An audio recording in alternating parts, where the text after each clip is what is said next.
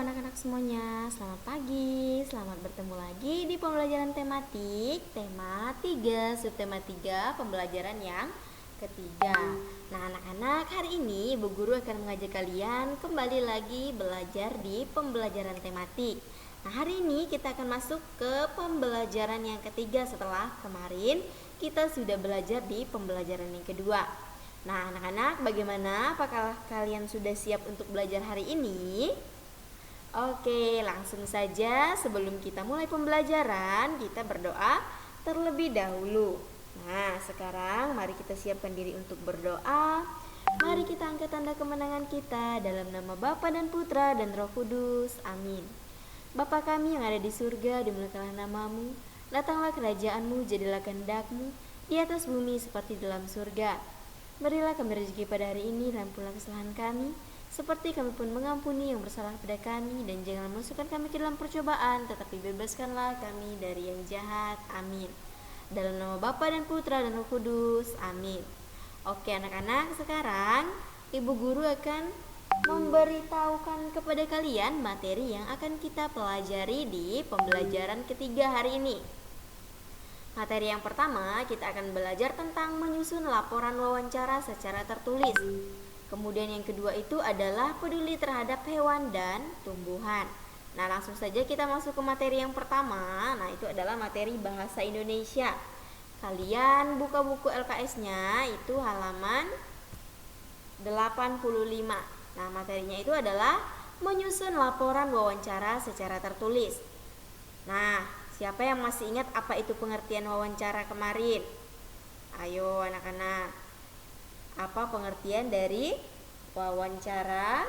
Siapa yang masih ingat apa pengertian dari wawancara? Ayo. Nah, wawancara itu adalah percakapan antara dua orang atau lebih dan berlangsung antara narasumber dan pewawancara. Nah, siapa yang masih ingat? Siapa itu pewawancara, kemudian siapa itu narasumber. Nah, benar sekali. Pewawancara itu adalah orang yang memberikan pertanyaan kepada orang yang dia sebut sebagai narasumber atau orang yang memberikan informasi yang ia butuhkan, ya. Nah, jadi di sini wawancara itu ya di dalam menyusun laporan wawancara tertulis, wawancara itu merupakan salah satu teknik pengumpulan informasi, ya. Nah, setelah proses wawancara berlangsung, pewawancara harus menuangkan hasil, ya, hasil dari pikirannya atau hasilnya ke dalam sebuah laporan. Nah, penuangan hasil wawancara itu perlu dilakukan dengan sesegera mungkin karena pikirannya masih segar dan masih mengingat jalannya upacara dari awal, pertengahan hingga akhir, ya. Jadi di sini ya setelah kegiatan wawancara itu berlangsung, ya. Nah, setelah prosesnya itu berlangsung, pewawancara harus menuangkan hasilnya ke dalam sebuah laporan, ya.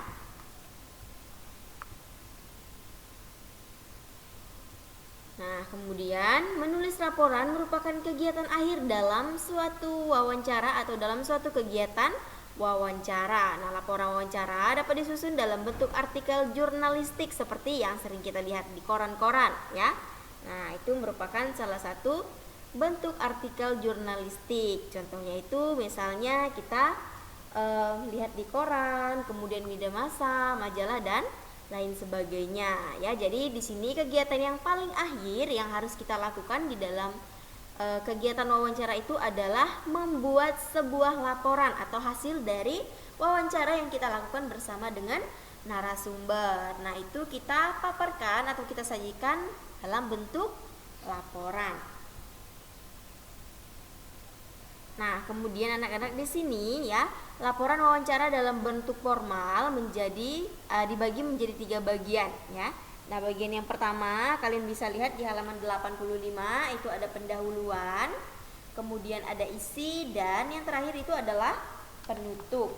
Nah, di dalam bagian pendahuluan itu meliputi latar belakang pelaksanaan wawancara, kemudian ada tujuannya, kemudian nama tempatnya, ya, atau narasumber yang diwawancara itu siapa namanya, waktu dan tempat dilaksanakan wawancara tersebut. Nah, jadi itu adalah hal-hal yang berhubungan dengan pendahuluan. Nah, kemudian di bagian isi, di bagian isi itu meliputi dua hal. Yang pertama, informasi tentang berbagai hal sesuai dengan pokok-pokok masalah yang telah direncanakan oleh wawancara tersebut bersama narasumbernya. Kemudian yang kedua, uraian tentang analisis atau hasil dari wawancara yang telah dilakukan antara pewawancara dan narasumbernya tadi. Nah, kemudian yang terakhir itu adalah penutup. Nah, anak-anak, bagian penutup ini adalah bagian dari kesimpulan ya, suatu kegiatan wawancara yang dilakukan oleh pewawancara dan narasumbernya tadi ya, dalam menemukan informasi-informasi yang diperlukan. Nah, itu tadi bagian dari susunan laporan wawancara yang disusun dalam bentuk formal. Nah, anak-anak, di sini Ibu Guru punya contoh ya. Contoh laporan wawancara yang tertulis. Nah, ini adalah contoh laporan wawancara yang tertulis. Nah, seperti pada bagian-bagian yang tadi itu terdapat pendahuluan, kemudian ada maksud dan tujuan, kemudian ada topik wawancara, ada waktu dan tempat kegiatan, kemudian yang terakhir adalah laporan hasil wawancara atau yang disebut dengan kesimpulan atau penutup ya. Jadi ini adalah contoh laporan hasil wawancara. Nah, nanti anak-anak juga bisa mencari di internet ya, di Google atau dimanapun tentang contoh laporan hasil wawancara yang tertulis dan tidak tertulis nanti ya. Nah, ini adalah contoh hasil dari wawancara yang tertulis. Jadi itu terdapat latar belakang, ada maksud dan tujuan, dan yang terakhir itu adalah kesimpulan atau penutup. Nah, kemudian kita lanjut lagi ke pembelajaran IPA ya. Nah, itu buku LKS-nya halaman 86. Materinya itu adalah peduli terhadap lingkungan. Nah, hewan dan tumbuhan merupakan makhluk hidup yang sangat bermanfaat bagi manusia. Manusia memanfaatkan hewan dan tumbuhan untuk berbagai kebutuhan hidupnya. Sikap peduli terhadap hewan dan tumbuhan dapat diwujudkan dengan berbagai cara. Ya. Nah, anak-anak, di sini beberapa cara ya, salah satunya contoh peduli terhadap hewan dan tumbuhan. Nah, sebagai contoh, kita membiarkan hewan langka hidup di habitat aslinya dan tidak berburu secara sembarangan. Nah, adapun cara melestarikan tumbuhan dapat dilakukan dengan cara menanam berbagai jenis tanaman dan melakukan penghijauan atau yang disebut dengan reboisasi. Nah, dengan peduli terhadap hewan dan tumbuhan, kita sudah peduli terhadap lingkungan. Nah, anak-anak perhatikan, di sini ada dua gambar. Gambar yang pertama itu ada seorang anak laki-laki yang memberi makanan kepada hewan peliharaannya. Nah, di sini ia memberikan makanan kepada ikan di dalam kolam ikan yang ia punya. Nah, kemudian di gambar yang kedua terlihat seorang anak perempuan yang sedang, coba lihat sedang apa? Nah, dia sedang menyiram tanamannya, kemudian memberikan pupuk. Nah, itu adalah tanaman tomat.